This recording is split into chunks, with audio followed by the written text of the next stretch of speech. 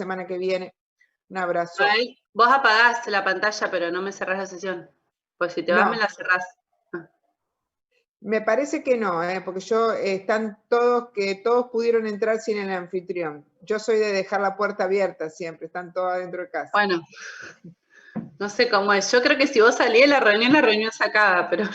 No, me parece que Sí, no. me A parece ver, que pruebo sí, abajo, pero Me no. parece que sí. Igual si no se puede poner de anfitriona a Romina. Ah, si me pones a mi anfitriona, sí. Eso Muy sí. bien, ¿y eso cómo se hace? No ¿Cómo sé. se pone Ahí me compartir mataron. anfitrión? A mí me parece que no, porque el otro día yo apagué, me fui y la reunión siguió, ¿eh? ¿Alguien sabe cómo se... Parte de ¿Vos participación. necesitás el Zoom? Porque si no lo... ¿Saben cómo se comparte? Para poner anfitrión tenés que ir al donde dice participantes y donde está Romina le haces clic y dice para ponerle como anfitrión, algo así era. Cierto, tenés razón. Qué suerte tener alumnos que te enseñan. Tecnológico. Bueno, sí, empiecen, yo mientras tanto hago esto. Bueno, dale, listo. Ya bueno. está, quédate tranquila. Ah, buenísimo, Hasta luego. nos vemos, adiós. Bueno, chicas y chicos, ¿cómo les va? A los que no me conocen, yo soy Romina, profe de los trabajos prácticos, soy psicóloga, y bueno, me dediqué muy poquito a la clínica de la infancia. La verdad que habíamos llamado a una colega para que venga como a acompañarnos. Fueron mis primeros entrenamientos como psicóloga a trabajar con trastornos de la infancia, así que bueno, por ahí comparto desde ahí y comparto más desde lo teórico, ¿no? La idea era que venga una colega que trabaja hoy actualmente con niños. Yo siempre la cargo a ella y le digo a todos que en realidad es uno de los trabajos más estables, porque en general los tratamientos con los niños tienen algunas particularidades. Yo el chat no lo puedo ver, perdón, mientras estoy hablando, si alguien necesita Profe, decirlo, sí. Perdón, pero me parece que no se está grabando la clase.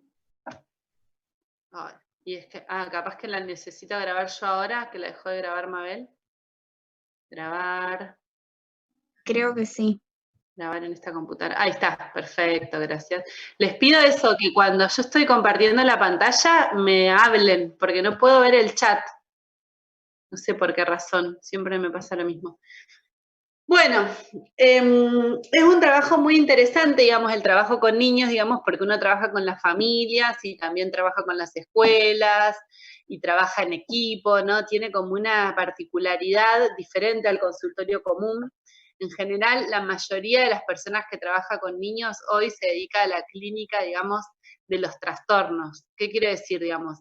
Cuando ya el niño no está en un desarrollo, digamos, esperado, y aparecen otras condiciones que necesitan un acompañamiento particular. Hoy es muy difícil encontrar psicólogos de niños que trabajen con situaciones vitales, no sé, un niño que se muda, un niño que se separan los papás. En general, los equipos disciplinarios, interdisciplinarios, están más abocados al trabajo de trabajar en los trastornos de la infancia, ¿no?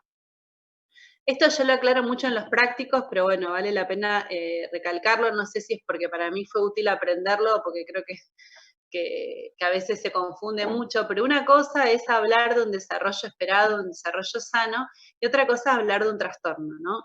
Los trastornos siempre son aquellas condiciones que se van a agrupar en signos y síntomas y que van a determinar alguna alteración o alguna dificultad que se aleja de lo esperado para ese momento de la vida de la persona y para esa condición en la que la persona está.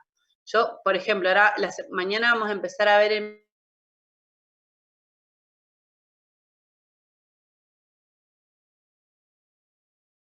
del novio, pero otra cosa es estar deprimido, ¿se entiende? Uno puede ser un poco inquieto y otra cosa es tener un trastorno por déficit atencional e hiperactividad, ¿se entiende? Es poder, digamos, hacer una diferencia diagnóstica en cuanto, digamos, afectan estas condiciones y estas características en la vida de una persona, alterando, digamos, su funcionamiento cotidiano, y por otro lado se tiene que repetir en varias áreas, digamos, ¿no? Si yo tengo un nene que solo está inquieto en la escuela, ahora después lo vamos a ver eso igual, ¿no? Es porque, bueno, evidentemente capaz que algo pasa en la escuela o solo en la casa. Ahora, si está en quinto en la escuela, en la casa, en el abuelo, bueno, ya ahí puedo generalizar un poco más. A mí, desde lo personal y desde lo profesional, soy del grupo antidiagnóstico infantil, digamos, en términos de que, bueno, hay como una tendencia y una no sé, como exigencia a patologizar ciertas conductas de la infancia. No, la verdad es que la infancia es una etapa del desarrollo en la que nuestro psiquismo se va modelando a través de lo que recibe el medio ambiente, a través de la impronta neurobiológica que tenemos. Entonces, es un terreno, digamos, difícil para mí transitar y difícil de acompañar para poder ser criterioso a la hora de determinar qué es lo que está sucediendo. Pero bueno, en los manuales existen igual categorizaciones que nosotros tenemos que aprender, que hablan de estas alteraciones que yo les estoy hablando en los planos cognitivos, en los planos conductuales, y que van a determinar cierto patrón de comportamiento que va a calificar dentro del grupo de los trastornos de inicio en la infancia o trastornos del neurodesarrollo. ¿Está? Aclarado esto, vamos a continuar, digamos, con la clasificación. Ahí está. Cambié de diapositiva porque a veces son tan respetuosos que no me interrumpen y nunca me dicen si estoy en la misma o estoy en otra. ¿Estoy en otra? Sí. Perfecto. Sí, gracias. Bueno, miren todas las cosas que les pasan a los niños, digamos. ¿Cuáles son los trastornos de inicio en la infancia? Bueno, el primero, digamos, y el más a veces hasta evidente, les diría es el retraso mental. Ahora después vamos a ver, algunos vamos a verlos y otros no, pero les voy a nombrar en general. Después están los trastornos el retraso mental tiene que ver con una condición de maduración del intelecto, ¿no? De las condiciones cognitivas del niño para resolver situaciones que son esperadas para su edad. Después están los trastornos del aprendizaje, que tiene que ver con cómo el niño aprende o toma el conocimiento del medio, y cuando esto se altera, vamos a ver en qué dimensiones, aparecen los llamados trastornos del aprendizaje. Después están los trastornos de las habilidades motoras, de la comunicación, el trastorno generalizado del desarrollo, que este es la definición más antigua del trastorno del espectro autista. Más antigua, en realidad, es la definición la clasificación que tiene el DSM-4, ¿no?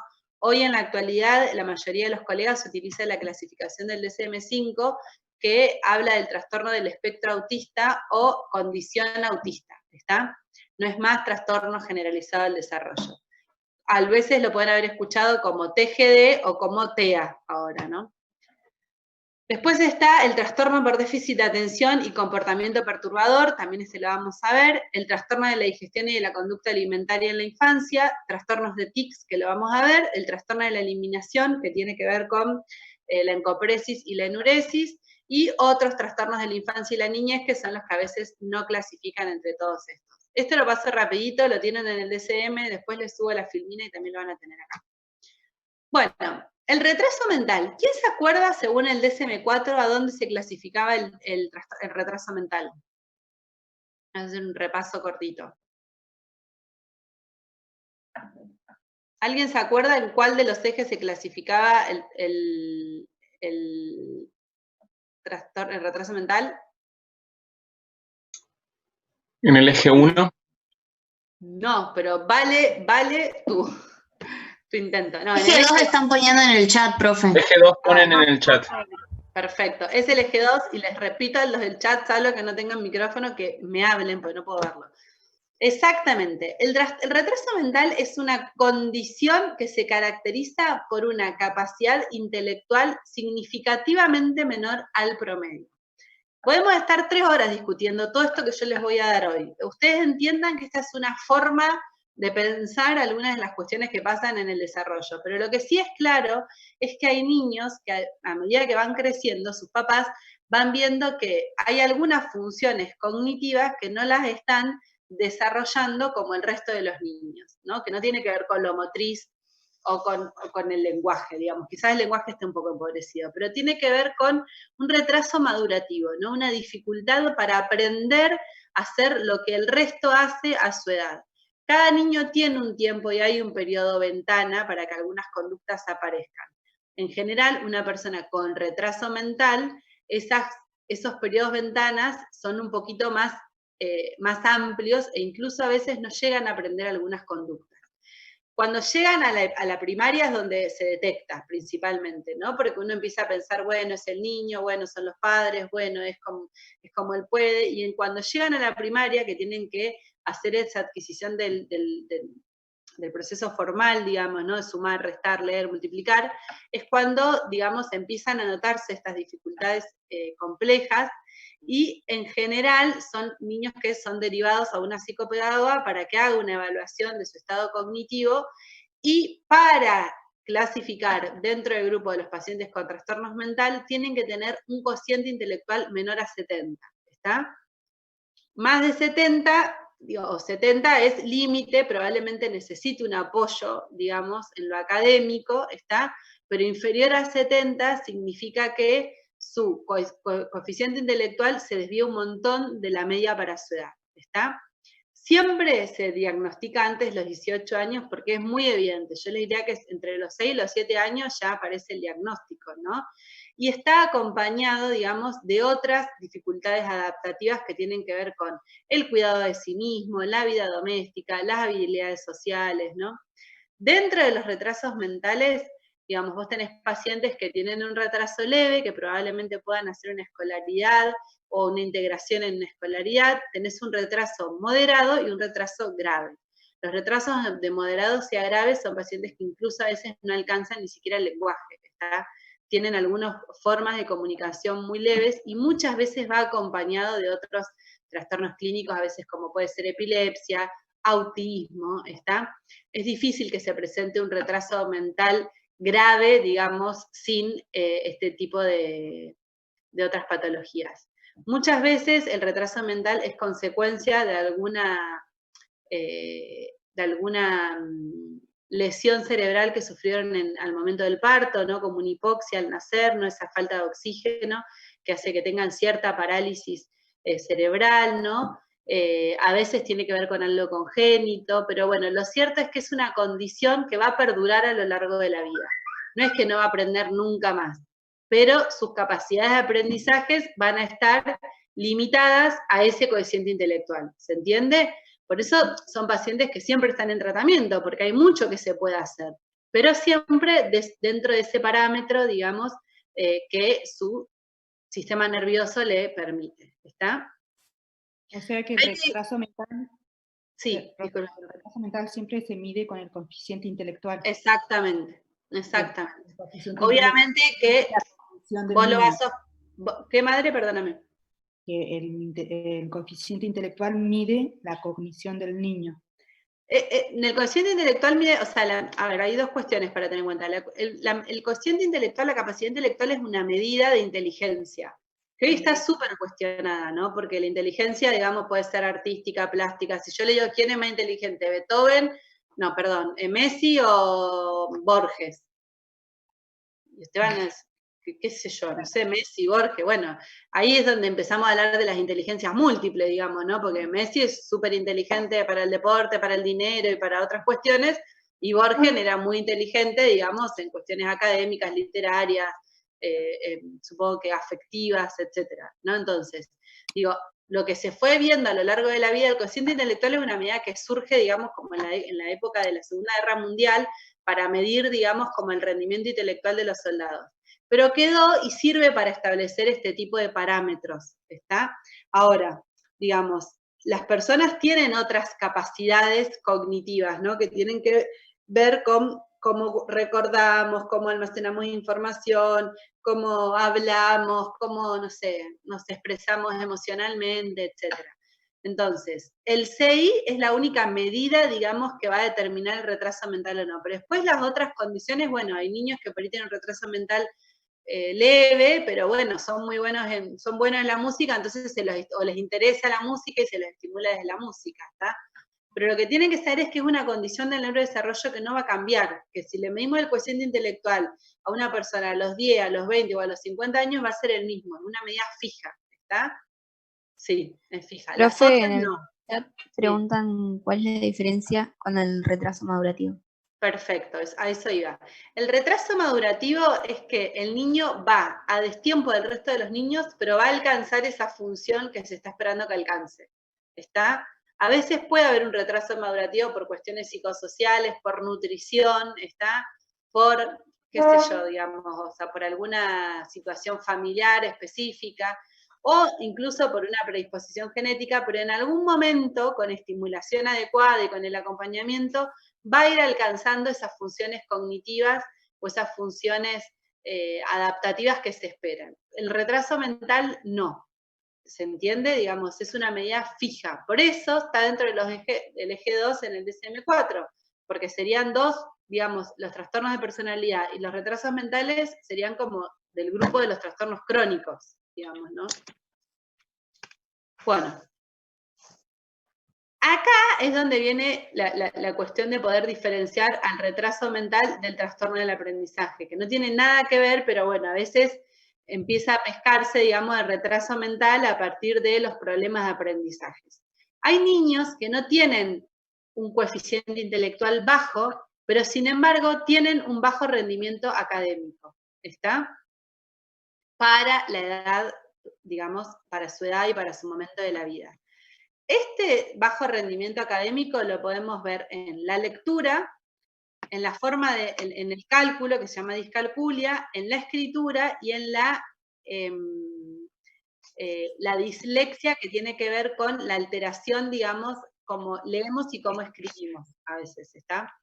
Ahora, ¿cuál es el trastorno de aprendizaje? Digamos, ¿cómo se mide? También con pruebas normalizadas, que en general lo evalúan las psicopedagogas, y te permite a vos tener como una apreciación de cuáles son las áreas en las que el chico tiene más dificultad y cuál es el tipo de acompañamiento que necesita, porque no tiene un retraso mental que le impida adquirir ese aprendizaje, ¿está?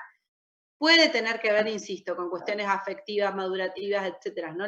Cada niño será particular, pero lo que vas viendo es que el rendimiento es un poco pobre en relación a lo que se espera. Y ahí es donde aparecen los intermediarios de apoyo, ¿no? Que puede ser una maestra particular, que puede ser una psicopedagoga, que puede ser una psicóloga si está más mediado por lo afectivo. Y lo que hay que hacer en los trastornos de aprendizaje es poder diferenciar qué tipo de trastorno es, ¿no? Si tiene que ver con la lectura, si tiene que ver con el cálculo, si tiene que ver con la expresión escrita, o si tiene que ver con una dislexia. Que la dislexia no está en el DSM y es una condición neurobiológica, digamos, ¿no? A diferencia de los otros trastornos que, como son de inicio en la infancia y se pueden tratar, que quizás a la adolescencia llegan sin ninguna dificultad. En cambio, la dislexia es una condición neurobiológica que te va a acompañar toda la vida, ¿no? Es una forma, digamos, de recibir la información escrita y leída diferente. Entonces, es necesario, digamos, a veces hacer adaptaciones curriculares, porque, insisto, el cociente intelectual de este chico está bárbaro, pero tiene una forma diferente de aprender a cómo aprendemos acá, por ejemplo, en Occidente. Digo eso porque hay en otras culturas en que no se presentan pacientes disléxicos por la forma en la que está, digamos, organizada el lenguaje, ¿entienden? Es una patología más de Occidente. Profe, ¿y la dislexia también tiene como grados o no? Sí. Siempre hay leves, grave, moderado, como el COVID, que lo estoy aprendiendo ahora. Siempre hay como esa clasificación en este tipo de trastornos, ¿no? Pero, insisto, digamos, un chico que por ahí le cuesta un poquito leer, no significa que tenga un trastorno de aprendizaje. Ahora, si le cuesta siempre leer, bueno, evidentemente hay algo asociado a la lectoescritura en el que va a necesitar cierto acompañamiento. ¿Se entiende? Bueno, yo voy a la velocidad de la luz, pero a las 3 tengo que cortar y necesitamos ver un montón de cosas. Cualquier duda que vayan teniendo me van frenando. La idea es que tengan una apreciación bastante generalizada de lo que son los trastornos del desarrollo y podamos charlar sobre eso. Bueno, el segundo, digamos, o el tercer trastorno que vamos a ver en términos más discutidos o encontrados en la clínica tiene que ver con el trastorno por déficit de atención y comportamiento perturbador o trastorno por déficit de atención e hiperactividad, ¿no? Lo podemos encontrar de esas dos maneras. Este trastorno es un trastorno hiperdiscutido, algunos dicen que no existen, otros dicen que sí existen. Lo cierto es que los manuales psicológicos de clasificación los describen, Y lo cierto es que nosotros vemos a algunos chicos con esta condición que inician la infancia y que persisten en la adolescencia o en la edad adulta, ¿no? Es un trastorno que a veces está muy maltratado, ¿no? A veces está sobrediagnosticado, ¿no? Pero lo cierto es que tiene algunas características que son importantes conocer. La primera es que es un trastorno por déficit de atención. ¿Qué significa? Que tiene que primar en todos los casos el déficit atencional, no la hiperactividad. La hiperactividad es una condición en los niños que puede estar presente, primero por ser niños, ¿no? Que sean un poco inquietos. Segundo, por estar atravesando alguna situación de estrés o de conflicto en el lugar. Tercero, puede ser una forma subclínica de la depresión. A veces un chico triste, un chico deprimido, digamos, expresa su malestar a través de la inquietud motora, a través de la irritabilidad, a través del comportamiento desafiante. ¿Está? Hay muchos elementos que pueden explicar la hiperactividad en un niño. El trastorno por déficit de atención puede estar o no acompañado de hiperactividad. ¿Por qué hago esta aclaración? Porque en general se diagnostica al revés. Es hiperactivo, tiene trastorno por déficit de atención. Y capaz que la atención está perfecta en este chico, digamos, ¿no? Lo que no está perfecto son otras cosas. Pero enseguida, digamos, entramos en esa clasificación diagnóstica que incluso muchas veces va acompañada de una intervención terapéutica farmacológica que muchas veces trae consecuencias más complejas en la adolescencia o en la edad adulta. Hay muchos chicos muchos no quiero establecer, pero hay como una línea así de asociación entre pacientes con déficit de atención y hiperactividad que tomaron ciertos medicamentos en la infancia y después hacen abuso y uso de otros tóxicos, ¿no? Entonces, es un trastorno que hay que estudiar, es un trastorno que hay que estar seguro a la hora de diagnosticarlo y que hay que conocer básicamente que primero empieza a alterarse la atención. ¿Dónde tiene que estar alterada la atención? En dos o más contextos. Si está alterada solo en el colegio, y hay que ver qué pasa, que está alterada en el colegio, ¿no? Yo una de las cosas que, siendo mamá de chicos, digo, a ver, o sea, los chicos hoy, digamos, el primer acceso a la lectura y a la escritura lo tienen a través de una pantalla. No lo tienen en un pizarrón en el que la maestra escribe mamá, papá, un ritmo, digamos, que va mucho más lento a los que ellos están acostumbrados a recibir la información, ¿no? Entonces, probablemente esos estímulos los aburran mucho más que mirar un videíto de YouTube en el que le explique el concepto, ¿no? Porque, bueno, esas cuestiones van cambiando, ¿no? Entonces, nosotros como seres biológicos nos vamos adaptando a las nuevas cuestiones contextuales. Entonces, a veces hay, digamos, todavía formas que persisten en la educación que no se ajustan a las necesidades o a los contextos actuales. Entonces, muchas veces el que no se puede como enganchar en esa media queda como ya etiquetado, digamos, de otro modo. Entonces, para saber si tiene o no un trastorno de la atención, hay que hacer una evaluación neuropsicológica, que la hace muy bien una psicopedagoga y que tiene herramientas e instrumentos estandarizados que nos permiten conocer cómo está, qué disponibilidad atencional tiene ese chico. Si no hacemos ese sería como la atención terapéutica. La atención, digamos, doméstica es ver si la desatención aparece en uno de más contextos. Si un chico está mirando una película y a los 2 minutos cambia de canal, si después de cambia de canal se va a jugar con los Legos, si después de los Legos se pone un ratito en la Play, si está 3 minutos en la Play y después se va a jugar. Bueno, evidentemente, digamos, esa hiperactividad es porque no puede sostener la atención por mucho tiempo, entonces se aburre, digamos, ¿no? Que es un poco lo que pasa con estos chicos. En general, el aburrimiento va acompañado de un trastorno, o sea, la desatención y esta hiperactividad va acompañado de un trastorno cognitivo-conductual que se ve a la hora de la mesa, que se ve a la hora del baño, que se ve a la hora de dormir, digamos. Hay muchos elementos que se van sumando y quienes están mejores entrenados para hacer un diagnóstico integral son los neurólogos, ¿no? Con la información que le aporte la psicopedagoga, con la información que aporte la escuela, con la información que aporte la familia. Ellos tienen muchísima mayor formación y capacidad de hacer un diagnóstico que, digamos, nuestras áreas solitas.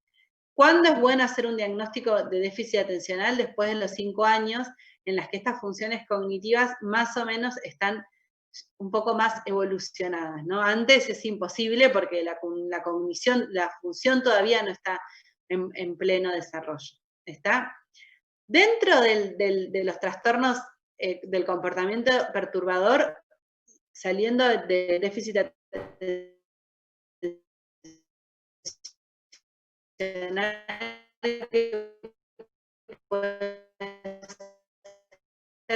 con hiperactividad o sin hiperactividad, vamos a tener trastornos días, ¿no? Un nene se puede enojar, puede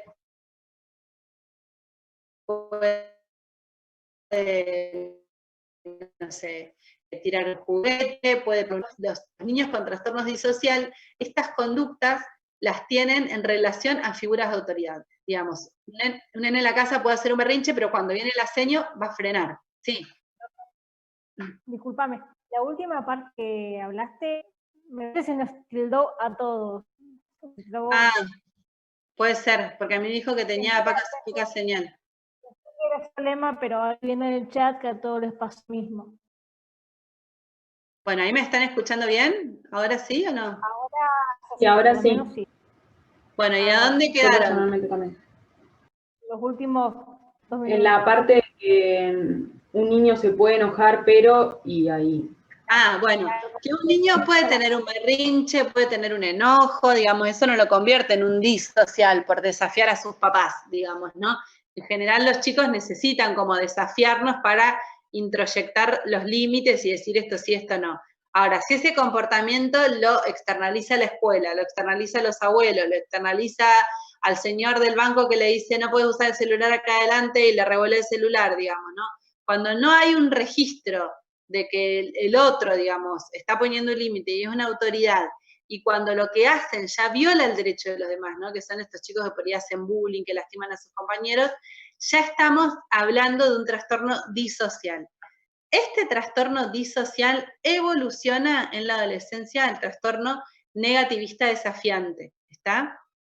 O disocial negativista desafiante, y a los 15, 18 años ya configura el trastorno antisocial del grupo de los trastornos de personalidad, que son personas que agreden a los demás, que destruyen la propiedad de los demás, que roban, que hacen fraude, que violan gravemente las normas, ¿está?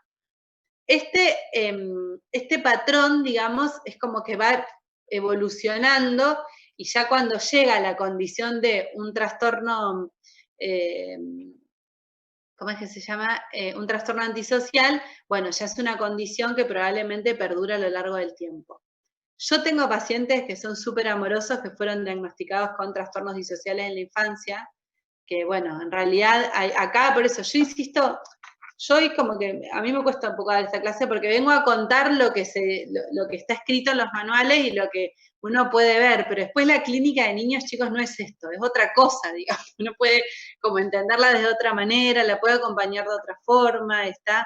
Y saber que para que sea clasificado dentro de un trastorno, estas conductas tienen que repetirse, mantenerse en el tiempo, generar muchísimo malestar en la familia y ser, digamos, resistentes al cambio, ¿se entiende? Porque un chico que por ahí está con este comportamiento y vos haces un movimiento familiar y acomoda, digamos, bueno, evidentemente no configura una condición del niño.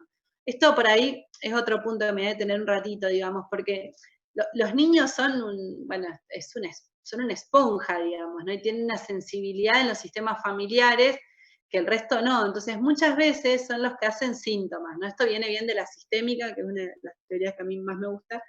Bueno, y el síntoma, digamos, que es esa expresión del malestar, y es como una formación de compromiso, digamos, ¿no? Es como que alguien se sacrifica por los demás, ¿no? Entonces, muchas veces la familia hace un movimiento, ¿no? Y el niño se vuelve a acomodar, ¿no? Entonces, ahí no estamos hablando de un trastorno, estamos hablando de un síntoma, ¿está? De un síntoma familiar, de una expresión, etc.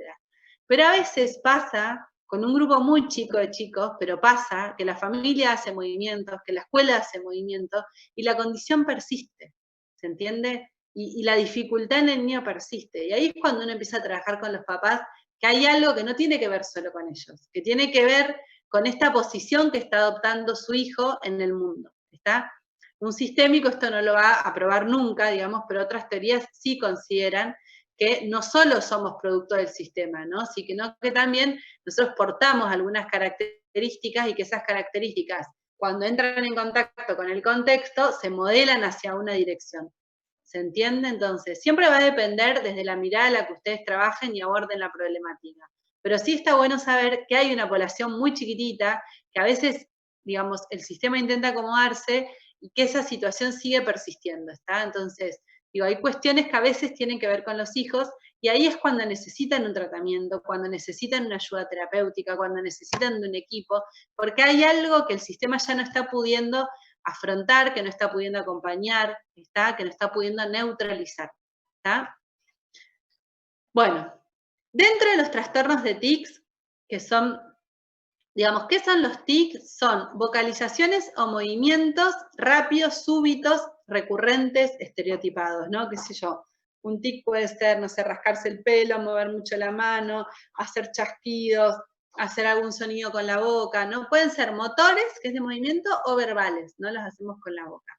Y no podemos dejar de hacerlos, digamos, ¿no? Entonces, esta conducta muchas veces está asociada a algún déficit neurológico y otras veces tiene que ver con un comportamiento psicológico, digamos, ¿no? Por eso siempre cuando hay tics presentes es importante, digamos, que se haga una interconsulta con neurología porque puede deberse a otra causa. Dentro de los trastornos de tics, que esta es una de las preguntas que siempre aparecen en los parciales, está el trastorno de Gilles de la Tourette, que es el que nosotros vimos en la película Toc Toc, ¿no? Que tiene que ver con ese grupo de tics motores múltiples, ¿no? Y vocales, múltiples motores, que significa que es la mano, la pierna, el cuerpo, ¿no? Y vocales, que tienen que ver con sonidos o con verbalizaciones, ¿está? Y que empiezan en la infancia y que perduran a lo largo de toda la vida. Este sí es un trastorno del neurodesarrollo, digamos, ¿no? Empieza en la infancia, se diagnostica en la infancia y persiste, tiene un compromiso de los ganglios basales, de la noradrenalina, digamos, ya está eso evidenciado. Desconozco el tratamiento farmacológico, supongo que en general está asociado a ansiolíticos, ¿no? Porque produce muchísimo malestar clínico, digamos, en el paciente, ¿no? Como incomodidad, vergüenza, ansiedad, inquietud interna, ¿no? Y, digamos, muchas veces es comorbido con los trastornos obsesivos, ¿sabes? Aparecen entre los dos, Gilles de la Tourette y obsesivos. Dentro de los signos o síntomas más comunes del Gilles de la Tourette está la coprolalia, que es la pronunciación de obscenidades, pero no le pasa a todos los que tienen Gilles de la Tourette, le pasa a un grupito muy chiquitito, que son un 10% nada más, pero es el que en general más nos acordamos, porque sería el paciente que putea, que maldice, ¿está? Vemos que dice obscenidades, pero no es, o sea, todos nos acordamos del Gilles de la Tourette por eso, pero en realidad es como el signo menor. El mayor es la combinación de los tics motores y los tics vocales, ¿está? Bueno, nada, tratamiento cognitivo-conductual, farmacología, neurología, etc. Bueno, otro de los trastornos que inician en la infancia y que a veces se sostienen hasta la adolescencia son los trastornos de la eliminación. Hay dos tipos de trastornos que podemos encontrar en la infancia. Uno es la encopresis, que tiene que ver con la emisión repetida de las heces en lugares inadecuados, ¿no? Puede ser hacerse caca encima, puede ser hacer caca en la pieza, pero no en el inodoro, puede ser intencionado, digamos, hacerlo a propósito, y a veces intencionado porque no controlan, digamos, el esfínter, entonces necesitan, digamos, ir, hacer caca donde tengan ganas, digamos, ¿no? Para el diagnóstico del trastorno de encopresis tiene que esto suceder al menos una vez al mes durante 3 meses, ¿no? Y debe tener más de 3 o 4 años el niño, ¿entiende? Porque si ustedes, digamos, diagnostican una encopresis a las 2, serían unos bestias, digamos, hay chicos que tardan hasta los 4 años en controlar esfínteres, ¿no? Y a veces puede estar acompañada con estreñimiento, digamos, hay chicos que a veces están entre 10 o 15 días sin ir al baño porque retienen, ¿está? Que eso provoca mucho malestar clínico, digamos, bolos fecales, un montón de cuestiones clínicas que van acompañadas, pero que tiene un origen psicológico, ¿está? Y la otra, digamos, la otra situación de los trastornos de eliminación es la enuresis, que es la emisión repetida de la orina durante el día o la noche. Puede ser enuresis nocturna, es decir, que controlen la orina durante el día, pero no de noche. Puede ser al revés, que de noche no salgan pis, pero sí de día, o puede ser ambas, ¿está? Como en el caso anterior, tiene que sí o sí presentarse después de los 4 años. Hasta los 4 años, el control de esfínteres irregular es normal.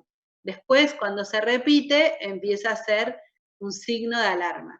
Estos trastornos, tanto de la encopresia y de la enuresis, hay algunos tipos que son neurológicos, ¿no? Que tienen que ver con, por ejemplo, no me va a salir la palabra. ¿Cómo es cuando alguien tiene muy flácido, no me sale la elasticidad, laxo, hiperlaxos? Hay pacientes hiperlaxos que tienen este tipo de dificultad. Hay pacientes que hereditariamente tienen enuresis y no están acompañados de ningún trastorno psicológico, digamos. Se hace una evaluación, el niño está bien, digamos, tiene que ver con un desarrollo del esfínter diferente. Por eso también en esto, digamos, hay que consultar pediatra, consultar urólogo, consultar psicólogo, digamos, ¿no? Si la causa es psicológica, los tratamientos por encopresia y enuresis en 1 o 2 meses se resuelven. Cuando viene por otro lado o es muy imbricado, suele tardar un poco más que 1 o 2 meses. Bueno, y por último, llegamos acá al tan esperado trastorno generalizado del desarrollo, que es, digamos, uno de los trastornos más graves, junto con el retraso mental, dentro de los trastornos que inician en la infancia. Esto, vuelvo a repetirlo, digamos, ¿por qué inician en la infancia? Ninguno de estos trastornos se puede diagnosticar a los 30 años. Digamos, son todas alteraciones que nosotros vamos a ver en los niños y que pueden perdurar a lo largo de la vida. ¿Está? Por eso son de inicio en la infancia o del neuro del desarrollo. Si nosotros hacemos un análisis más tardío, o es que se comieron brutamente el diagnóstico, o es que en realidad está pasando otra cosa, y yo la estoy diagnosticando mal, ¿está? Dentro de los trastornos generalizados del desarrollo, en el DSM-4 teníamos al trastorno autista, al trastorno de Rett, al trastorno desintegrativo infantil, al trastorno de Asperger y al trastorno no especificado. Actualmente se habla del trastorno del espectro autista o condición, ¿no?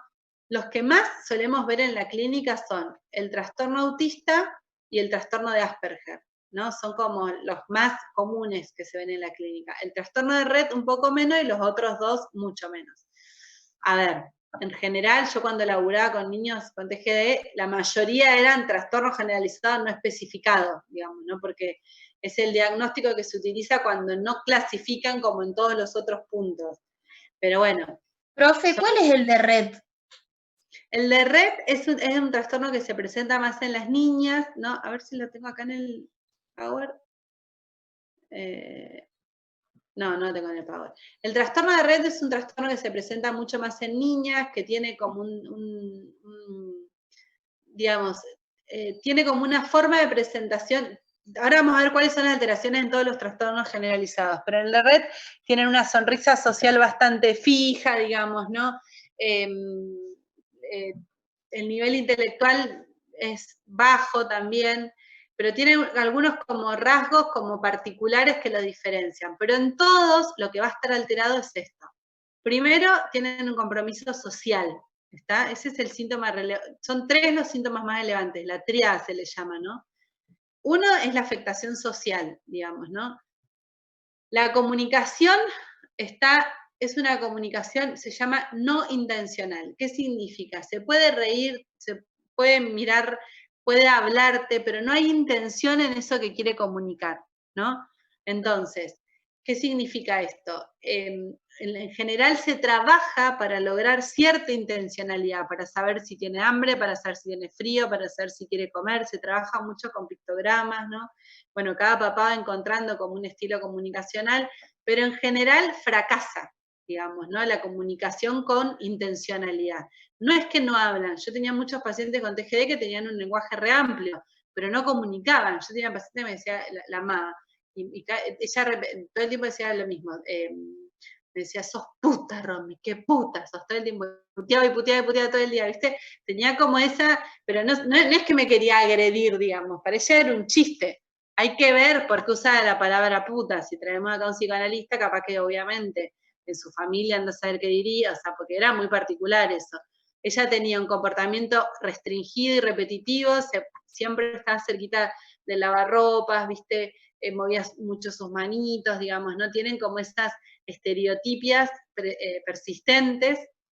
Y volviendo, digamos, a la afectación social, no hay interacción social recíproca, digamos. El contacto visual es inusual, digamos, les cuesta responder al nombre, les cuesta pedir, les cuesta mostrar, es difícil como encontrar la reciprocidad en esa comunicación, ¿no? Por eso es importante, digamos, entender que no es que no tienen lenguaje, a veces tienen un capital del lenguaje bastante amplio, pero no lo usan con fines comunicativos.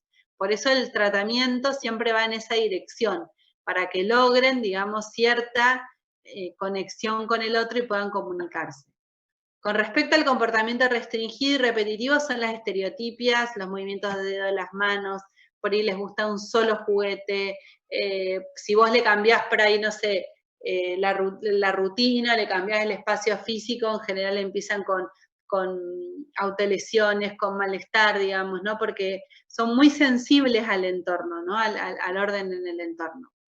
Y después estaba la afectación social, el comportamiento restringido y el juego, digamos, ¿no? Que el juego en general, digamos, no es un juego intencional, no es un juego comunicativo, es un juego paralelo, es un juego solitario, digamos, ¿no? Todas estas áreas, obviamente que son las áreas en las que se intervienen, se presentan de distinta manera en cada uno de los chicos, pero tienen que estar presentes para uno pensar en un trastorno del espectro autista o de condición autista. La diferencia entre el autismo normal y el Asperger, que son como los dos que más aparecen, es que en el Asperger en general encontramos pacientes de alto rendimiento, ¿está? O sea, son pacientes que alcanzan, digamos, un mayor nivel intelectual, digamos, hay una película, bueno, ya es re vieja, si no, busquen mejor videos en YouTube de pacientes con Asperger, pero hay una película que se llama Rayman, que el hermano, digamos, del personaje, que era Tom Cruise el personaje y el otro era Robert De Niro, tenía un Asperger, digamos, ¿no? Que son pacientes que por ahí sacan cuentas matemáticas imposibles, se acuerdan cosas que el resto no se acuerda, entonces pareciera que tuvieran una inteligencia, digamos, altísima, y en realidad siguen teniendo fracasos en todas estas áreas, ¿no? En cómo usan esa inteligencia, etc. Hoy hay un diagnóstico, digamos, mucho más aceitado, y hoy hay hasta películas de personas con Asperger, digamos, a ver cómo decirlo, personas hasta con Asperger que alcanzan puestos jerárquicos, ¿no? Que han podido alcanzar muy buenos rendimientos laborales, ¿no? Pero bueno, es toda una línea que yo hoy ya, les repito, estoy re lejos porque no la atiendo, y honestamente, digamos, hay muchísimo por conocer y por saber, por eso les sugiero que lo busquen más información para que estén más empapados. ¿Cuáles son los signos de alerta y alarma? Bueno, en general, obviamente que lo tiene que prestar atención el pediatra. Generalmente, digamos, el primer indicio tiene que ver con la falta de lenguaje y con el contacto visual. Son chicos a los que digamos, el contacto fracasa. Y se consulta con el neurólogo, y en general hay 2 evaluaciones que se hacen, que la colega que iba a venir a darles la clase las hace, que es una genia, es el A2 y el ADIR, que son evaluaciones que se hacen a nivel mundial, que tienen muy buena sensibilidad y que permiten, bueno, hacer este tipo de diagnósticos tempranos, ¿está? Es una escala que se puede hacer desde los 12 meses hasta la edad adulta, digamos, no tiene como una adaptación para cada edad. Bueno, esto no es importante. Las comorbilidades de este trastorno con otros trastornos psicóticos es frecuente, digamos, ¿no? A veces hay autismos con psicosis, a veces hay autismos con retraso mental. En general, el 70% de los pacientes con autismo tiene retraso mental, digamos, ¿no? Van combinadas las dos cuestiones. Los tratamientos, digamos, siempre están orientados a que el niño logre mayor autonomía, mayor autocontrol, mayor autovalimiento, y hay que pensar, digamos, que los niños crecen y que dejan de ser niños y hay que generar, digamos, intervenciones incluso con la adolescencia y la adultez, porque esta es una condición que no es, que no permanece solo en la infancia, digamos, ¿no? En la infancia se detecta, pero permanece a lo largo de la vida. Entonces, bueno, hoy nosotros en general tenemos muy buenos circuitos para este tipo de dificultades en la infancia y muy malos para la adultez y la adolescencia, ¿no? Que uno lo que buscaría es cierta integración social en términos de lograr alguna ocupación, alguna rutina, talleres de integración en los que puedan participar y tener una cotidianeidad, etc. Bueno, fue a la velocidad de la luz.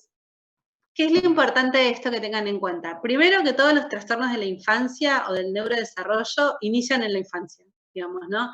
Son condiciones que se van a dar en este grupo durante, digamos, el crecimiento de los niños, que es re importante tener una buena formación, porque no todo lo que nos ajusta a la media es patológico. Digamos, cada chico tiene su desarrollo particular. Es muy, sensible recibir un diagnóstico para un padre cuando tenés un hijo que no se ajusta a algo, entonces hay que tener mucho cuidado en lo que decimos, en lo que transmitimos, digamos, ¿no? Porque a veces un mal diagnóstico, una mala intervención va determinando, digamos, una vida diferente de ese chico. Entonces, yo lo que sugiero es que al que le interese la clínica de niños, la tome porque es fascinante, porque van a tener trabajo toda la vida, porque los papás siempre buscan ayuda, porque las obras sociales, por ejemplo, digamos, tienen la obligación de atender y de pagar a cualquier tratamiento con discapacidad, entonces, en general, se mantienen esos tratamientos durante todo el año, digamos, tienen muchas ventajas y muchas cosas lindas el trabajo con niños, pero requiere de una formación enorme, digamos, ¿no? Nosotros somos psicólogos, pero no especialistas de niños, no sé cómo explicarlo. Ustedes van a salir de la facultad sabiendo que existe esta población que hay que atender, pero van a tener una idea de cómo hacer. Entonces sugiero yo que al que le interese lea, estudie, investigue, tome cursos, y bueno, y elijan la orientación que más les quede a mano, cómoda, digamos, ¿no? Porque está la línea psicoanalítica, que es súper interesante, después la terapia cognitiva conductual, que tiene un montón de herramientas, la terapia sistémica, que no va a trabajar con el niño, sino con la familia, desde la Gestalt hay colegas que hacen laburos muy lindos con niños, por ahí con problemáticas, digamos, vitales, ¿no? Que tienen que ver con la edad, con situaciones que le van pasando en la familia, etcétera. Pero bueno, es una clínica súper interesante y sepan que dentro de este grupo tan maravilloso de los niños hay un grupito muy chiquitito en el que algunas condiciones permanecen, que son muy desadaptativas y que ahí es donde se configuran estos trastornos de los cables. No todos los niños tienen trastornos, ¿se entienden? Esta es una población que hoy está sumamente afectada, yo estoy así como intrigada, angustiada, preocupada, no sé, porque no sabemos qué va a pasar dentro de 2 o 3 años con nuestros niños aislados, sin roce social, digamos, conectados a través de una computadora, digamos, así que bueno, ustedes que van a ser los próximos futuros en 2 o 3 psicólogos en 2 o 3 años, yo les sugiero que se vayan ya metiendo en la línea de la investigación porque me parece que vamos a tener mucho trabajo. Ojalá sea desde la prevención, ojalá sea desde la intervención sana, digamos, no desde la patología, pues a mí una de las cosas que siempre me ha irritado, y de hecho creo que por eso me fui del grupo, el trabajo con niños tenía que ver con patologizar lo que le pasaba a los chicos, ¿no? Era algo que a mí me costaba mucho. Obviamente que hay que entender que hay chicos que sí realmente tienen condiciones que tienen que ver con ellos y que hay que ayudarlos, ¿no? Porque a veces los papás entramos en esta lógica culpógena de decir todo es culpa mía porque yo hice esto, porque yo hice lo otro, porque era esto, y perdemos de vista que capaz que hay un chico que no puede aceptar un límite y que necesita de un contexto que lo ayude, pero que por alguna razón tiene mayor dificultad que el hermano que lo aceptó perfectamente en la misma familia. ¿Se entiende? Porque a veces pasa esto, ¿no? Es decir, pero bueno, él lo acepta y no, y bueno, evidentemente él está en otra condición y hay que ayudarlo distinto. ¿Se entiende? Así que bueno, me hubiese encantado que esté Juli, pero no pudo, y en otra oportunidad la conocerán porque tiene mucha formación linda para compartir. Quedó dispuesta, si más adelante nos queda un tiempito por ahí para compartir algo de lo que hace. Bueno, ¿alguna duda, chicos, hasta acá? ¿Consultas? Nada, bueno, va a quedar cargado el Power, seguramente la clase también va a quedar grabada en 2 partes, la parte que grabó Mabel y la parte que grabé yo, y bueno, ya la semana que viene Mabel les irá diciendo cómo sigue el teórico porque está en recuperatorio. Yo mañana los espero en mi práctico, a mis alumnos, que hay varios acá, vamos a empezar a ver trastornos del ánimo, ¿está? Y el viernes tienen que entregar el TP de yo. Hoy les prometo que termino de corregir los de ansiedad, porque tampoco quiero que se me acumulen, y el viernes ya entregan el de esquizofrenia, ¿está? Bueno, abrazo y nos vemos la mañana o cuando sea con el resto, en el parcial. Bueno, un gusto, chicos. Chao, profe, gracias.